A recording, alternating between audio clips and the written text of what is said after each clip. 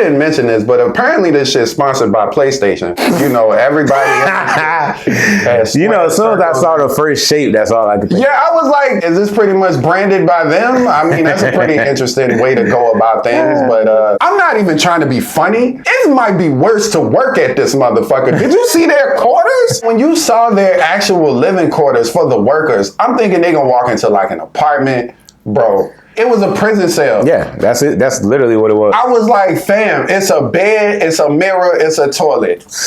And you can't leave that bitch. You can't leave. You can't talk. Who applies for this position? That's what I'm saying. How do you apply, by the way? Hey, yo, my nigga, like, I'm working for PlayStation, right? And they got this off-island shit they doing. I don't know if you I'm trying to be a square, though. Like, what's the odds of me getting to be a...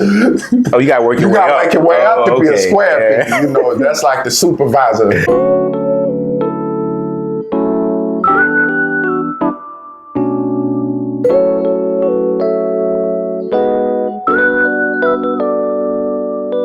Hey, what's going on, folks? Welcome back to Cinecism. I'm Eric. It's your boy Dante, man, and today we're going to be doing a review on the new Netflix series, Squid Game. A lot of people have been talking about this one, so I'm glad we finally got around to watching it. And boy, what a watch it was.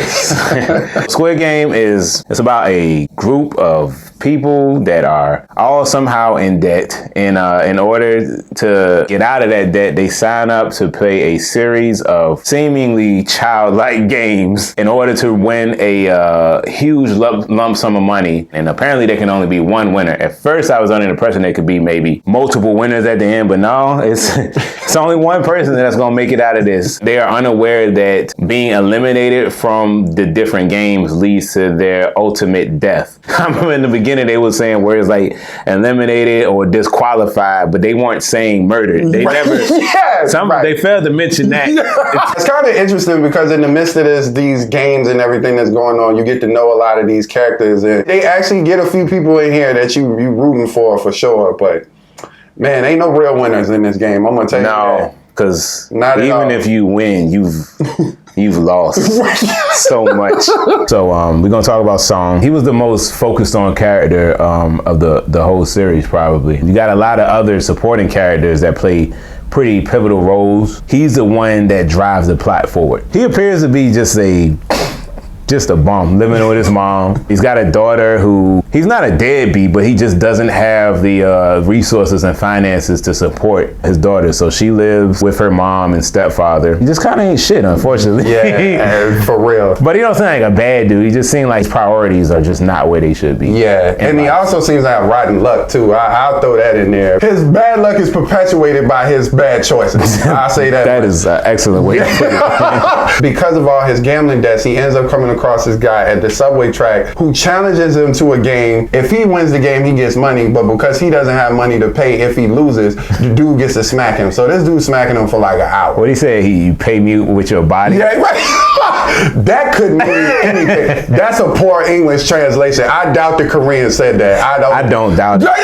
I don't. He wins in the end, ultimately, if you want to call it, when getting smacked 100 times. But the guy gives him a card to enter into this tournament. That's kind of how he gets roped into all of the main story of these deadly games. Some of the other contestants that Seong interacts with throughout the course of this competition. I guess the first one he ever met, unbeknownst to him, was the girl who ended up stealing his money before they even entered into the game. Yeah. She kind of has to play the role of a parent in her younger brother's life. They don't really have much, so that's what her primary reason for entering into this competition, so she could get money to like provide a better life for the both of them. She doesn't really trust anybody. Very cold, hard exterior, but way deep down there, she seems to have a bit of a good heart. Yeah, it's deep. Well, his homeboy from school. Let's talk about him first. Man. His homeboy, because he done changed, man. It was always there, though. Yeah, I'm about to say. I saw that glimmer in his don't eye. just turn into that. Yeah, no, I seen it in the beginning. I guess he was a childhood friend. Finished school and became this like business mogul and just making all this money. But Seong learns that he's also in a significant amount of debt, probably more so than anybody else in the competition. Yeah, not only in debt, but also being investigated by the police because he's involved in some type of embezzlement type situation. So it ain't even just that he owe people money. He facing jail time, and I think some of the people he stole from are probably like some of these people doing illegal operations and shit. So they looking for him. It was funny because he was like, "Man, that ain't even all my debt." Said it like somehow he got off. He was like, "Yeah, that's just what they know about it." I'm way worse off.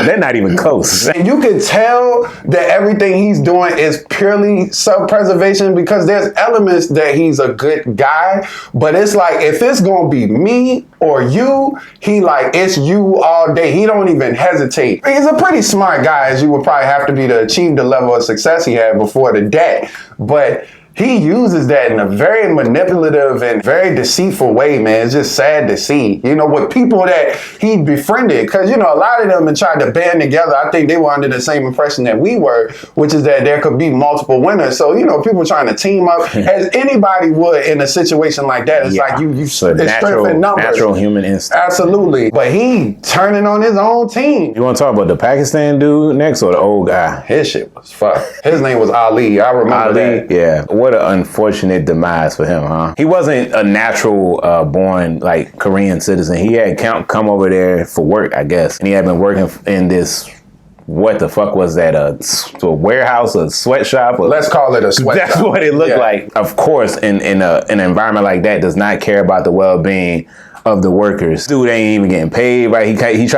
Ali tries to approach the guy like, "Hey, man, yo, I'm missing fingers for this. Where's my money?" The dude like, "Fuck out of my office." He got his though, so that was good to see. Ali got the fuck out of there and with the money. Yeah. I said, my guy, made off with the bag too. A very sincere, humble, and loyal dude. Such a kind-hearted person, man. Yeah, he's a vital member of the team. He apparently has this almost unhuman-like strength. Yeah, I mean, working in conditions like, working in an environment like that, it makes sense. The old man. Yeah, you know, he's the oldest guy there. He befriends Seong like almost immediately, and they become pretty close throughout the game. You know, they never really explain how he ended up there either. Did he talk to him about his debt or anything? I don't think they ever really had that conversation. Nah, when you find out why. Yeah, when you think, it makes sense. He has like a brain tumor. I guess he doesn't really have much longer to live. You know what was interesting about that is that throughout the game, you know, before the big reveal that we'll talk about here shortly, but throughout the game, it's like he was having this almost childlike joy on his face, right? Like, what smiling. a maniac. But I thought my interpretation was that he was having a lot of fun because he was dying, right? Yeah. But in the end, it's another way you can interpret that. And there's a much more sinister and sick way. But yeah, throughout it, he was easily probably my favorite character on the show. He seemed like one of the most sincere people in his relationship with Seong was so, I don't know, it's just a very tender relationship. They seem to have this genuine care for each other, as much care as you can have in a situation where, you know, it's every man for themselves. But throughout the whole show, I think some of my favorite moments involved him. That marble episode, that one hit different, bro, because you see that Seong has to kind of stoop to a level that's way outside of his character. Yeah. And it was just really sad to see the heartbreak even on his face to have to do it. But it's like, once again, them survival instincts kick in, and if it's gonna be me or you, then, you know, a lot of people gonna choose them in the end. His arc was a little interesting, but we'll talk more about that. I can honestly say I did not see that coming. Want to talk about that crazy the maniac and the girl? Oh no. Oh yeah, we can. He is just a villain. Yes. He's a bully in the whole camp. What was he prior? He was like what did he do? Like an underground crime dude. He's like a lieutenant. And he tried to double cross his boss, which ended up backfiring. Yeah. And now he pretty much they gunning for him. Yeah, he's on the run. Yeah, right? Oh, yeah, absolutely. Like I said, some of these people ain't safe on these streets. They better off here. I might rather be in the streets. You ain't lying, right? He actually ended up surviving way longer than I thought he was. He was so hateable. I could not wait till they got him out the paint. They didn't give him no redeeming qualities. No, he actually progressively got worse throughout the entire show. It was like, once he found out it was no consequences to working people outside of the games, he became a whole different level of ass. Yeah, like, I was like, shit, this is what I do. Right? Yeah, it was lunchtime after that, bro. Then the girl? The woman he linked up with. First of all, let me say this. She was one of the main advocates for leaving the first time. Talking about her daughter. Oh, yeah. Kept talking about her daughter. Then she came back.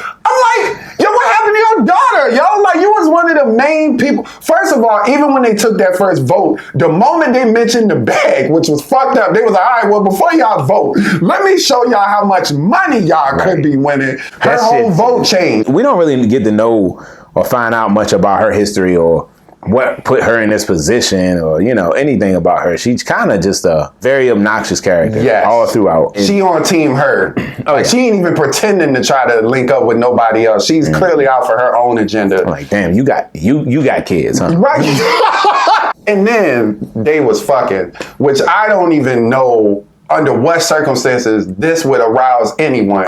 But I guess so. Gotta be. I guess they gotta throw. Yeah, there you go. It's very in line with their characters. I'm glad nobody else was doing that. I was like, this better be the only romance. I mean, just the person in me. I'm like, bro, ain't nobody that done took a shower. They These got niggas blood was fresh off of a kill. So it's blood on them. I'm like, fam, this is so unsanitary and disgusting. It's just not the right time for this. On top of the murders, fam, no. There's no reason for anybody to be having sex on this show. Not this show. I think that just go back to like natural instinct. You're not thinking like a normal human being at this point anymore. You know what I'm saying? Like you're killing people, so you probably out here, you don't care when you fucking or what you look like or what you got on you. It's just like basic animal instinct at this point. That's fair. People ain't shit in this whole program. Oh, let's talk about it then. Let's talk about it, man. Takeaways, man. I just gotta say that just the premise in general was just so. It was just so dope, man. The challenges, the games that they played. Man, I love the amount of tension and suspense that was built up during these games because you really didn't know outside of the main character. He might not even been safe, honestly. That's what I'm saying. But you really never knew who was going to die or when, especially when you got to know more and more of these characters and they weren't just you know, bystanders or nameless faces anymore. You know, when you started to care more about the characters, it started to be a toss-up. Yeah, not gonna lie, man, some of the acting in here was actually pretty well done. That sheer act of just being a sweating, nervous person that might be potentially dying, everybody kind of had that down pat. It was very well done, man. These characters made it very believable that they were in these circumstances. And I also say that the aesthetics of this show are very much unique to this. And that's also a good staple of a good show, that nothing else really looks like this. The moment that you see a character from this, especially one of the people that work here, you know immediately what it is. It's instantly recognizable, and it has a very dope aesthetic. Even that, I thought that staircase that they used to walk to go to the games was so cool, man. Yeah. I just enjoyed looking at this show above all else. It just had a really interesting aesthetic to it. It had this very eerie, sterile look to it, but then you would have pops of color all throughout, you know, to really distinguish it from other scenes or other areas. It was a very clear distinction between where the games were held and where the quarters or the places of business and function were. Yeah. So I thought that was cool. I was about to use the term living, but I'm like, ain't nobody living. Yeah, I was going to say the same thing, but I was like, it was functional. That's where they stay at.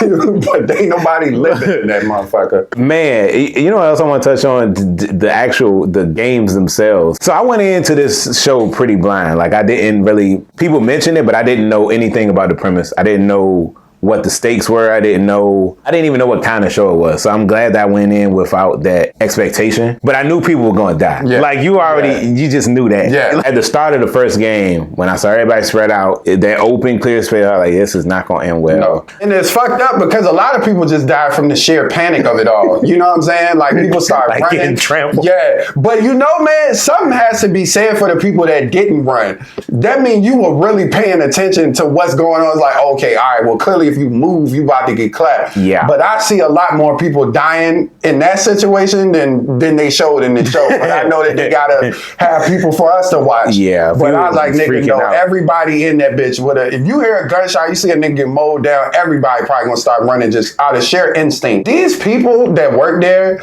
bro, you don't even get a second to think about that you done fucked up. They know you fucked up before you do. They just be shooting you, bro. It's not even a chance that you gonna live.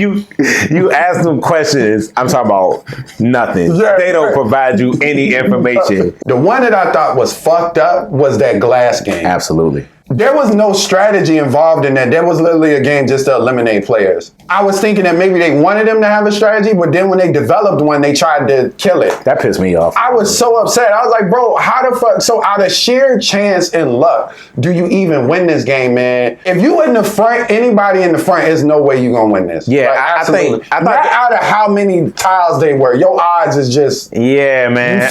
I ain't like that. I mean, I liked how it looked, and I liked the suspense that was built from that particular game, but I thought that was the most unfair game. And the thing about it is that they keep preaching all this fairness, like it's supposed to be fair, and I'm like, dude, that's not fair. That's so many. These other games, I will say, as fucked up as they are, do require a level of skill to them. And then also another thing that they were talking about that pissed me off. You talking about all this fairness, but yet and still you encourage the stronger players to kill the weaker ones. What's fair in that? Like, how am I supposed to hold my own as a young woman or a 90-pound man against these brolic motherfuckers that come through in the night to kill me?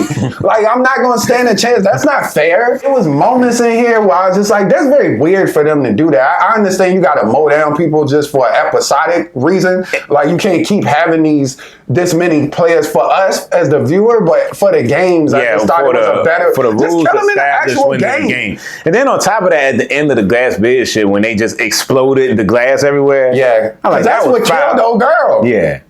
Well, I mean, aside from the murder. Yeah, but but yeah, that